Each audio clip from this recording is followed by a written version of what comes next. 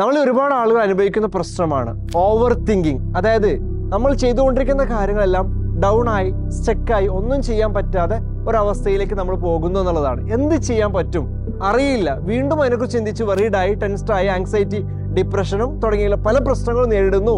എന്ത് ചെയ്യാൻ പറ്റും? നമ്മൾ മനസ്സിലാക്കേണ്ടത് ഈ തോട്ട്സിനെ, നമ്മുടെ ഉള്ളിലുള്ള ഈ ചിന്തകളെ അറിയുക, മനസ്സിലാക്കുക, ഉൾക്കൊള്ളുക. എന്താണ് നമ്മൾ ആവർത്തി ചിന്തിച്ചുകൊണ്ടിരിക്കുന്നത്, എന്താണ് ഫീൽ ചെയ്തുകൊണ്ടിരിക്കുന്നത്, അതുമൂലം എൻ്റെ ലൈഫിൽ എന്താണ് സംഭവിച്ചുകൊണ്ടിരിക്കുന്നത്. ചിന്തകളെ നിരീക്ഷിക്കുക, ഫീലിങ്സ് നിരീക്ഷിക്കുക, പ്രവൃത്തികളെ നിരീക്ഷിക്കുക.